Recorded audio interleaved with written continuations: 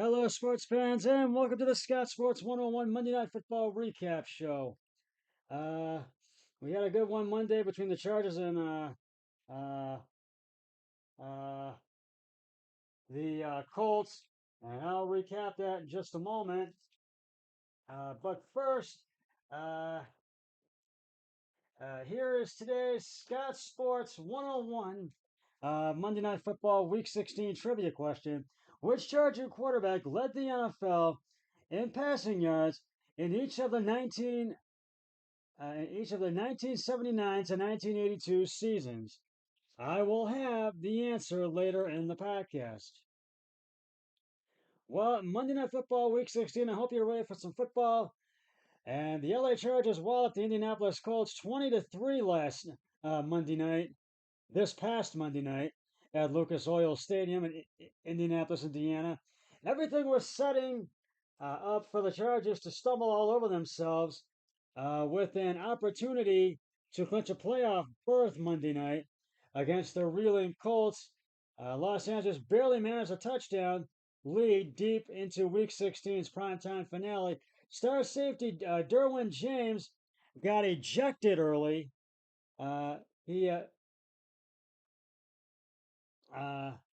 got ejected early for an illegal hit, and it was to the head and the neck of uh, um, one of the Colts players.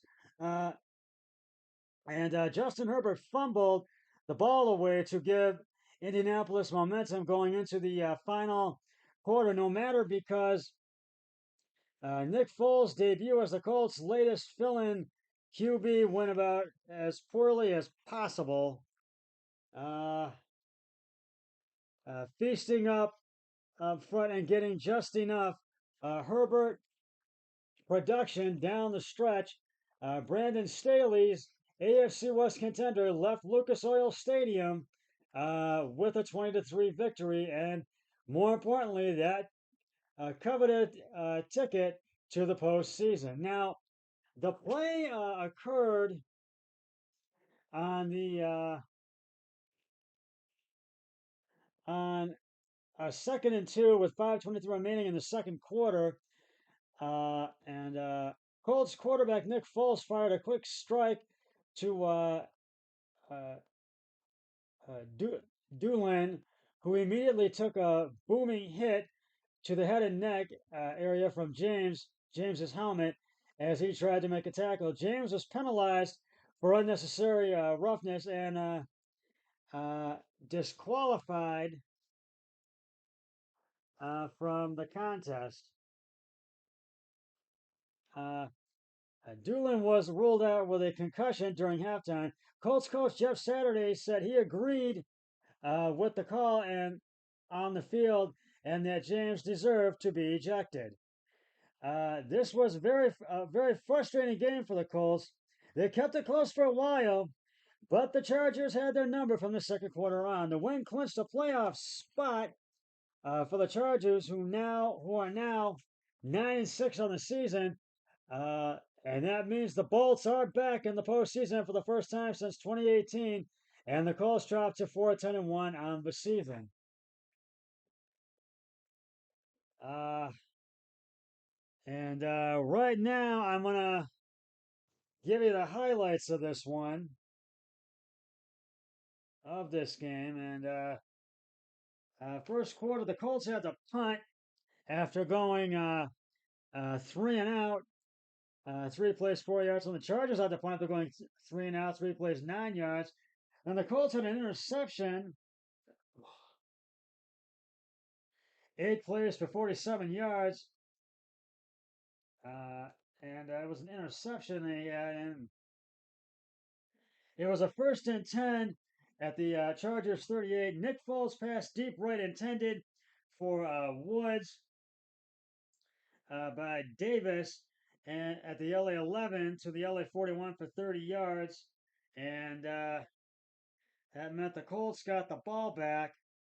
But then the Chargers had an interception, and that was a 3rd and 2 at the Charger 49. Justin Herbert's pass short right intended for I think it was Keith Allen or intercepted by Thomas at the Indianapolis uh, 42. Thomas to the Indianapolis 47 for 5 yards. And then the Colts had another interception, and it was a 3rd and 14 at the LA Charger 43. Nick Foles pass short right intended for I think it was Pierre Campbell or PJ to Derwin James at the LA 33 ran out of bounds for no gain, and then the Chargers got the ball back, but they had to went 3-9, had to punt after going 3 plays, 1 yard. And then the Colts got the ball back. They had to punt after going 3-and-out, 3 plays, 4 yards. And then the Chargers scored their first touchdown of the game. Uh, uh, uh, uh, Alan Elliker, uh, Eckler up the middle for the 1 yard touchdown. Uh,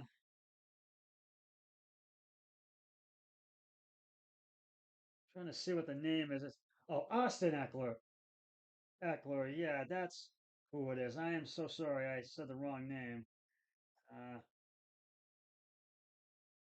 and that was the other one was Keenan Allen. Excuse me on that one. And yeah, it was Austin Eckler with the, as I said, up the middle for the 1 yard touchdown. Dicker's extra point was good, and it was 7-0 Chargers at the end of the first quarter. And then the Colts got into field goal range. It was a 4th and 6 at the LA 27. Chase McLaughlin's 46-yard field goal was good, and it was 10-3 Chargers. 7-3 Chargers, excuse me. And the Chargers got in the field, got their second touchdown of the game, and it was actually no, it was got in the field goal range. Dicker's 24. It was a 4th and 6 at the Indianapolis 6. Dicker's 24-yard field goal is good, and it was, it was 10-3 Chargers at halftime. In the third, the Chargers had the punt after going 3-and-out, 5 plays, 20 yards, and then the Colts had an interception. It was 3rd and 7 at the Indianapolis 25. Nick Foles passed short right intended for Campbell, intercepted by Samuel. I think it was A.J. Samuel at the Indianapolis 37. Ran out of bounds at the Indianapolis 26 for 11 yards. And then the Chargers got in the field goal range. The Dicker's 21-yard field goal was good. It was 13-3 Chargers. And this is when they had and the play in the second quarter. That's when he got ejected. That's when that one play in the second quarter. That's when Derwin James got ejected early.